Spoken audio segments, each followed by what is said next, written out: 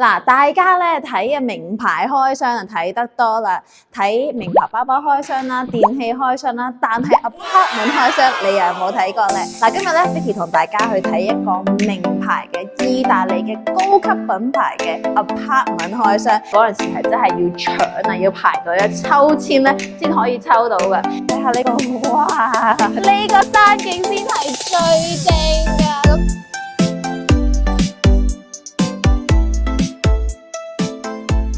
大家好，我係溫哥華地產經紀 Vicky。今日咧 Vicky 咧出嚟咧同大家咧逛下街，做下 unboxing。咁呢邊咧我哋咧就係去到 Burquerque 呢一帶啦，有一個新嘅項目咧啱啱咧成交咗啊，所以咧 Vicky 好心急咧想同大家咧快啲去睇下。咁啊事不宜遲咧，即刻同大家去 unboxing。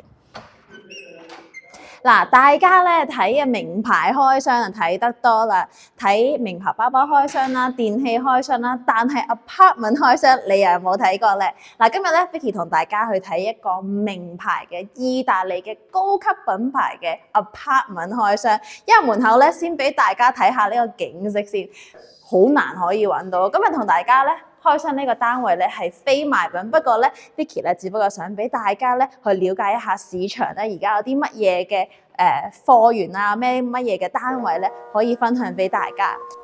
今日 Vicky 想同大家 unbox 嘅咧就係由著名開發商 Boffo 可以話係溫哥華發展商界嘅愛馬仕打造嘅呢一個叫 Smith and Farrell 嘅項目。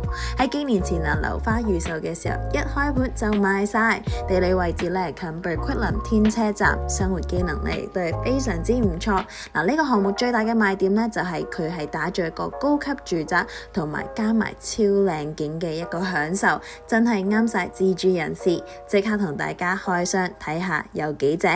咁開箱第一樣嘢梗係要睇個靚景先啦。咁行出去呢一個 private 嘅露台咧，俾大家感受一下呢邊個景色啊。咁今日同大家介紹個單位咧，係一個 corner 嘅3房加廳嘅單位，係一個向西南同埋西北嘅一個方向嘅 apartment。咁呢一邊咧，你可以睇到往南邊咧，呢邊就係西雅圖嘅 Mount Baker， 可以睇到一個好靚嘅雪山啦。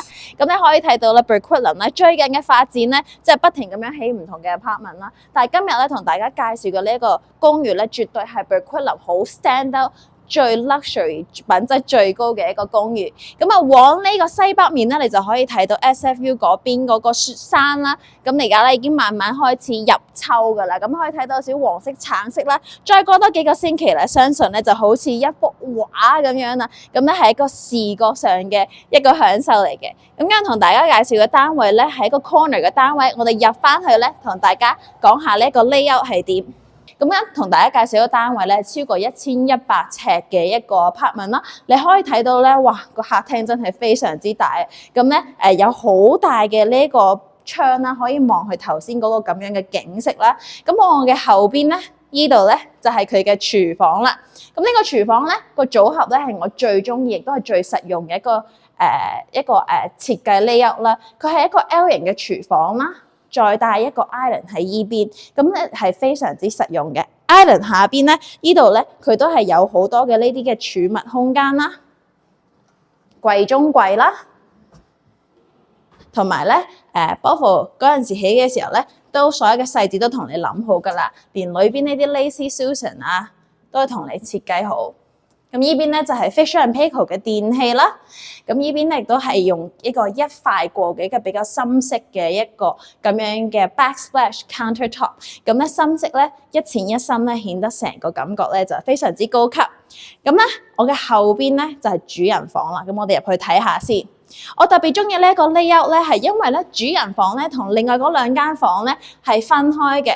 咁主人房呢邊咧就望去西南面啦，有少少呢一個水景啦，亦都可以望到 Mount Baker 嗰邊嘅嗰個山啦。咁呢邊咧個主人房咧，佢係可以放一張 queen size 嘅床啦。咁我哋通過嚟呢一邊咧，就係唔係一個 walk-in closet， 但係咧你可以睇到啊，呢度咧係有啲咁樣嘅衣櫃啦、櫃桶啦。都係同你做好晒嘅一個開放式嘅衣櫃。咁啊，再行過嚟咧就係佢嘅廁所啦。咁啊，之前咧我同大家亦都睇過一個叫 Modelo 又係 Bothell 開發嘅一個project 啦。咁咧呢一個 project 咧同嗰個 project 一模一樣，地下咧係有 new heat 嘅。咁咧係即係非常之 luxury 一個享受啦。咁呢度咧係一個雙洗手盤。咁咧我俾大家去睇下我好中意嘅呢一個浴缸。咁呢個浴缸咧係用呢個深色嘅瓷磚咧做嘅呢一個咁樣嘅設計啦。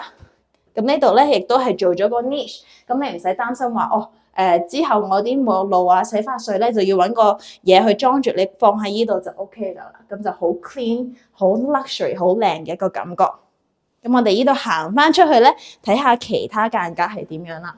去翻 opposite side 個客廳嘅另外一邊咧，就係兩間房啦。咁呢個戶型咧就好啱，即係一家人喺度住啦。咁樣咧，parents 啦，即係家長啦，同埋小朋友咧有分開嘅呢個空間啦。咁呢兩間房咧就係黐住嘅，咁佢哋咧就會共用一個廁所啦。咁我哋睇下其中嘅一間房。